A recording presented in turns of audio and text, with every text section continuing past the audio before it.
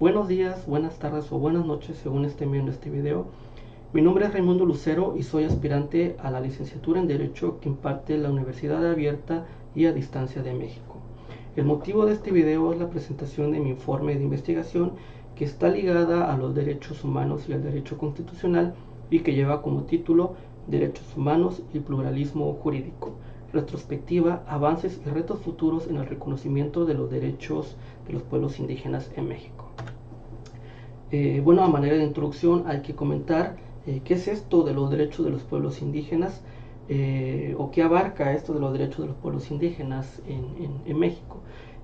Bueno, pues según la teoría del derecho constitucional, no difiere los derechos de los pueblos indígenas de las garantías y derechos de la sociedad común.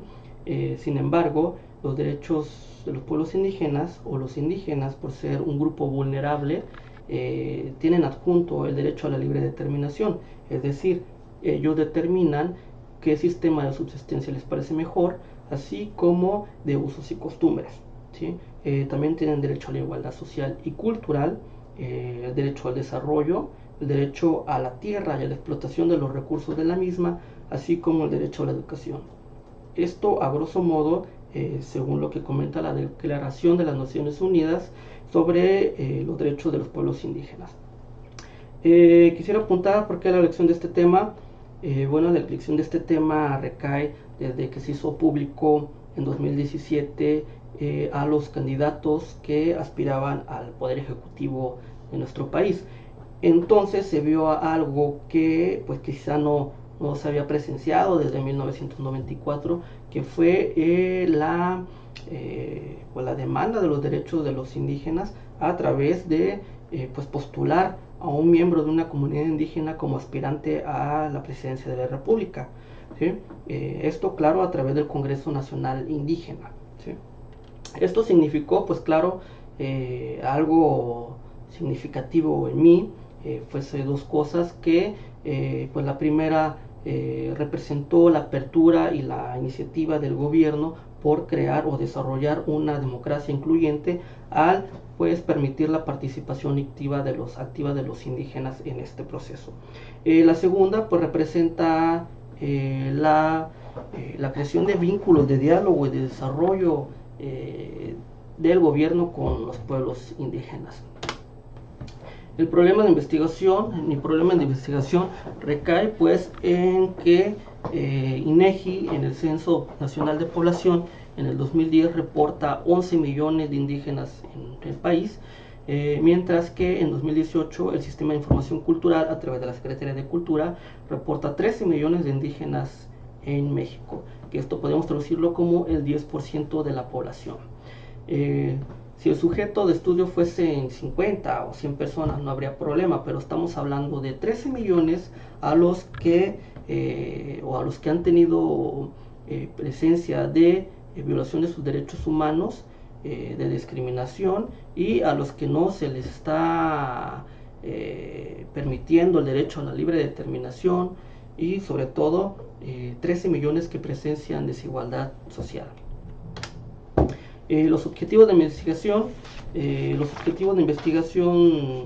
son, el objetivo general es exponer la evolución de los derechos de los pueblos indígenas y analizar la participación del Estado en el desarrollo de marcos normativos en materia indígena, mientras que mis objetivos específicos son reconocer cuáles son los derechos de los pueblos indígenas, exponer las medidas que han desarrollado los pueblos indígenas para la creación, desarrollo y reconocimiento de sus derechos e identificar qué acciones en contra de los derechos de los pueblos indígenas se consideran violaciones a sus derechos humanos. Quiero comentar que esta investigación está estructurada en tres partes. La primera pues es una retrospectiva a manera de identificar cuáles son los instrumentos de carácter internacional que se han desarrollado a favor del reconocimiento de los derechos humanos y en materia de derecho de los pueblos indígenas.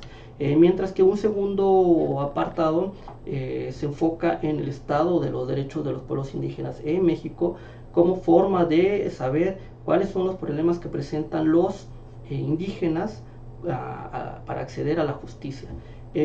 Por último, el tercer apartado presenta mis conclusiones. Como forma de antecedentes, voy a hacer un contexto global, una perspectiva global y una perspectiva dentro del contexto de nuestro país en materia de los derechos humanos y en materia de derechos de los pueblos indígenas. Dentro del contexto global, podemos decir que la cuestión de los derechos de los pueblos indígenas parte desde la creación de la ONU y pues su aportación quizá más importante que ha sido a la Declaración Universal de los Derechos Humanos en 1948, puesto que en este instrumento pues se determina pues el derecho a la igualdad, al respeto y a la libre determinación. Claro que aquí hay que hacer un subrayado en este concepto porque Naciones Unidas delimita semánticamente pueblos como naciones y no pueblos como minorías étnicas, ¿sí? Sin embargo, pues es un gran avance en materia de derechos humanos. Posteriormente, en 1976, a través de la Asamblea General de la ONU, se crea el Pacto Internacional de Derechos Civiles y Políticos, que básicamente este instrumento da a saber que las minorías sociales, religiosas, lingüísticas o étnicas de las naciones que conforman Naciones Unidas, valga la redundancia, pues no se les debe negar la participación política y los derechos civiles, ¿sí? Esto está apuntado en el artículo 27 de dicho instrumento, ¿sí? Posteriormente, en 1989, se crea el convenio 169 sobre pueblos indígenas y tribales, que fue ratificado por México en 1990.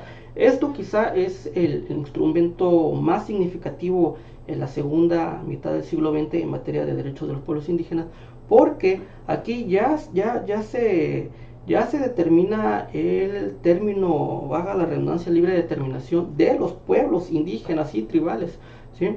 Ya hay un reconocimiento de los pueblos indígenas porque se argumenta que a través de ellos es como se resguarda y se fomenta nuestra cultura y nuestro legado histórico, ¿sí?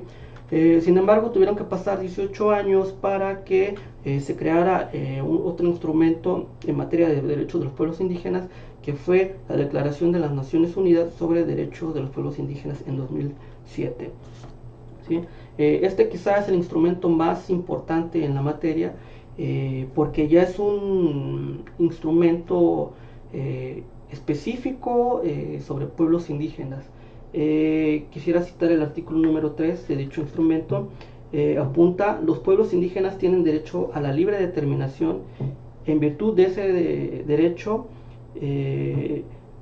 determinan libremente su condición política y persiguen libremente su desarrollo económico, social y cultural, y por lo tanto tienen derecho al reconocimiento de sus garantías dispuestas en las legislaciones de los países y, claro, al reconocimiento a través del derecho internacional de las mismas.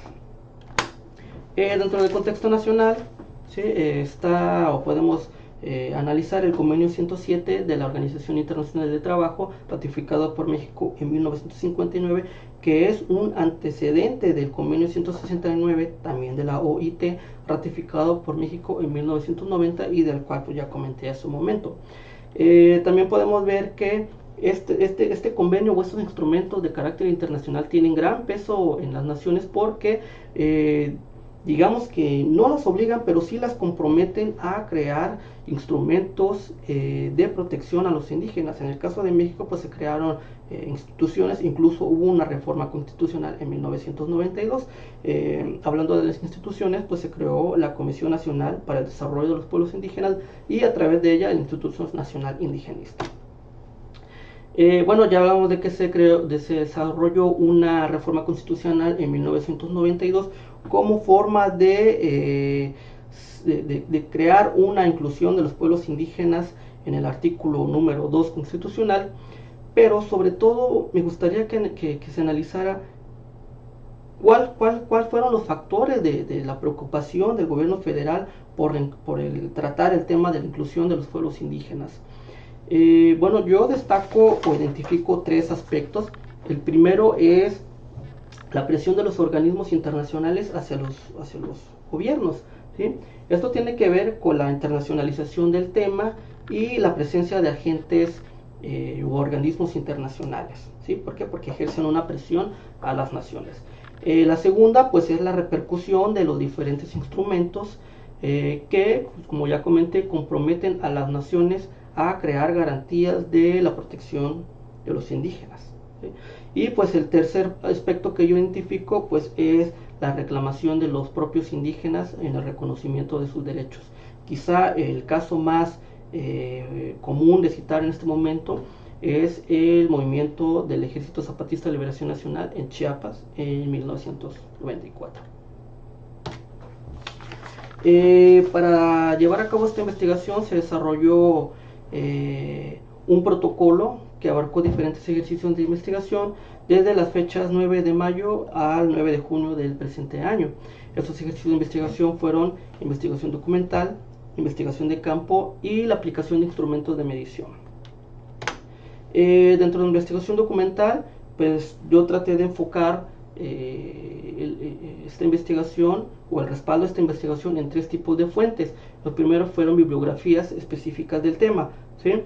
El segundo fueron legislaciones de nuestro país que abordaban la materia del derecho de los pueblos indígenas. Esto podríamos consultarlo en la Constitución Política de los Estados Unidos Mexicanos, en las declaraciones de la ONU, o de diferentes organismos internacionales como la Organización Internacional del Trabajo, y las diferentes reformas constitucionales que están disponibles para su consulta en el Diario Oficial de la Federación.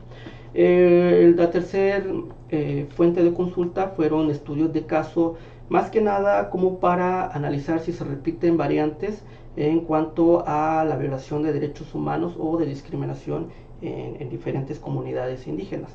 Estos estudios de caso, la mayoría provienen de buscadores o servicios de información científica como EBSCO, Redalic, Dialnec o el servicio de tesis de la Universidad Nacional Autónoma de México. Se desarrolló una investigación de campo, pues comprende un ejercicio de etnografía en la comunidad mixteca de Valle Verde en Tijuana, como manera de observar, pues, las condiciones de vida, la presencia de agentes de desarrollo social, también para identificar medios u organismos de justicia y sobre todo organización comunitaria, porque a través de esta organización comunitaria es como podemos saber de las necesidades de los indígenas y sobre todo de lo que, ¿sí?, de sus necesidades. Con instrumentos de medición se desarrolló una entrevista. Esta misma entrevista se repitió para saber si había, pues, variables o factores dentro de las opiniones. Más que nada fue para constatar opiniones. La primera se hizo a un miembro de la comunidad Rarámuri en Uruguachi, Chihuahua, y la segunda a un activista social que trabaja con grupos vulnerables en la ciudad de Tijuana. El segundo instrumento de medición fue una encuesta que está estructurada en tres ejes, ¿sí?, siendo estos derechos humanos, acceso a la justicia y relaciones pueblos indígenas estados. Pues mis resultados de la investigación, con base a la consulta de fuentes y al trabajo de campo, fue que hay una brecha muy grande entre gestionar y aplicar los derechos, ¿sí? Y en ese sentido parece ser que el gobierno federal no tiene como agenda el reconocimiento de los derechos de los pueblos indígenas, o al menos el desarrollar algún plan con los pueblos indígenas, ¿sí? Esto se puede saber a través de la encuesta que desarrollé. El 93.3% cree que es importante reconocer los derechos de los pueblos indígenas. La siguiente, el 83.3% considera que no se respeta los derechos humanos de los indígenas. Un ejemplo de esto podría ser a través de que no se ejerce pues la consulta a las comunidades indígenas. ¿Cuántas veces no hemos visto el trazado de una carretera o la explotación de recursos de las tierras de los indígenas, ¿sí? Y eso está estipulado dentro de la Constitución. Otro de mis resultados fue que es necesario reconocer los derechos de los pueblos indígenas, pues ellos representan el vínculo entre el fomento y el resguardo de nuestra cultura, así como de nuestros orígenes, usos y costumbres. ¿Sí? También es importante que se les reconozca sus derechos, pues a fin de cuentas somos mexicanos. ¿Sí? Este análisis fue a través de los siguientes tópicos de mi encuesta. El 6% considera que actualmente el gobierno federal no participa con el desarrollo de los pueblos indígenas. ¿Sí? En la siguiente, el 73.3% cree que el principal factor que influye en el estado de marginalidad y pobreza de los pueblos indígenas es el desinterés, la falta de interés del gobierno. Otro de mis resultados fue que para que se creen vías de desarrollo de los pueblos indígenas es necesario que se modifiquen las legislaciones y que se transformen en legislaciones incluyentes. Claro, esto ya se ha visto un poco en la Constitución a través de las diferentes reformas, y también podría citar el Código Penal Federal. En cuanto a la condición del delito, por ejemplo, podría citar la producción o uso de los psicoactivos por parte de miembros indígenas, siempre y cuando sean para usos y costumbres de su comunidad. En esta cuestión de los futuras vías de desarrollo de los pueblos indígenas, es que hay una participación activa de ellos. Claro, esto ya se ha visto un poco.